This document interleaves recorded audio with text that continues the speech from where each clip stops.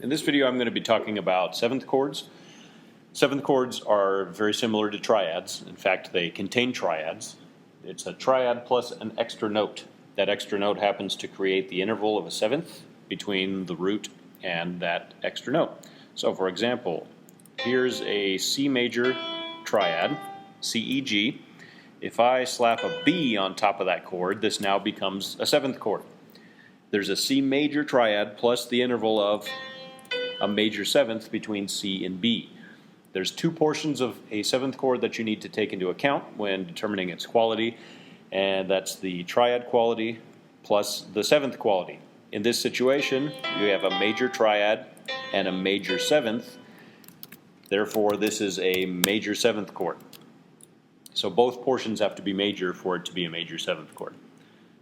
Now, if I take the same major triad, and this time, instead of it being a B natural, I turn it into a B flat.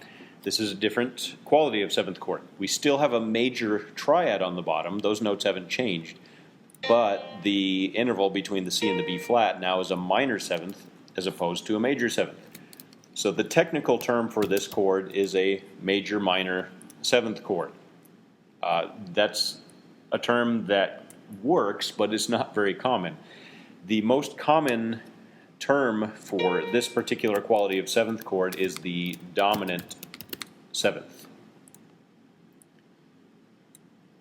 And the reason it's called dominant will become a little bit more clear as we get into chord function. But a dominant seventh is one that is major minor in quality, which means it has a major triad and a minor seventh. If you ever hear a seventh chord referred to as just seventh without any qualifier for the quality, it is assumed that it's a dominant seventh. This is the most common type of seventh chord, and if you ever hear seventh, like if you ever hear a chord referred to as a G7 or a C7, like for example, this is a C7. If it's just a C7, that's implying that it's a dominant or a major minor seventh. Okay, now I'm going to put, this time, another triad, but I'm going to change the third in this triad to an E flat. So now we have a minor triad. And I'm going to put a B up here. Oops, I forgot that I have to, it wants me to put all these together, so bear with me while I put all these down. And now I'm going to change this to an E flat. Okay, so now we have a C minor triad and a major seventh. This seventh chord, although it does exist, has no implication in tonal music. This would be what's called a minor major seventh because it's a minor triad plus a major seventh.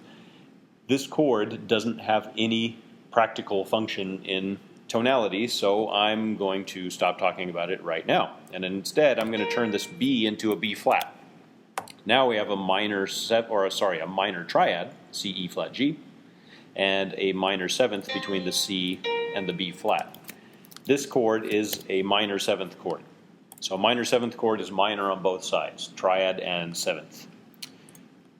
If I turn that triad into a diminished triad, by turning the E into an E flat, the G into a G flat, this is now a diminished triad.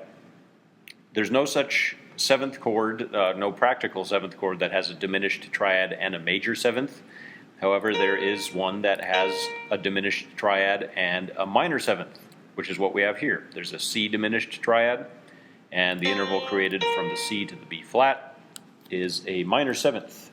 This is what's called a half diminished seventh chord. The symbol for a half diminished seventh chord is a degree symbol with a slash through it. Actually, I may be able to find it on here. Hold on, I forgot that I had to do this. It's just like the regular diminished symbol, only it has a slash through it. So it's very similar. And no, I don't actually see it here. So you'll just have to take my word for it that it looks like the diminished symbol with a slash through it. And then the last of the seventh chords that we deal with in tonal music is this guy here. And it's already assuming because these are in the same measure that those are going to be a B flat. This is not going to be a B flat this time. Instead, it's going to be a B double flat. Now we have a C diminished triad, just as we had over here, and we have a diminished seventh. So both portions of this seventh chord are diminished, the triad and the seventh. So this is called a diminished seventh chord, sometimes also referred to as fully diminished. So a half diminished seventh chord is only half diminished because the triad is diminished, the seventh is minor. A fully diminished or just a diminished seventh chord is diminished all the way through. It's a diminished triad and a seventh. So again, the two things that you need to be concerned with when constructing seventh chords and determining qualities of seventh chords are the triad quality and the seventh quality. Some people will try to think of these as just stacked thirds, which works, but in my opinion, it's a little bit more complicated than this method. All you need to do is be able to figure out what the triad is and the seventh.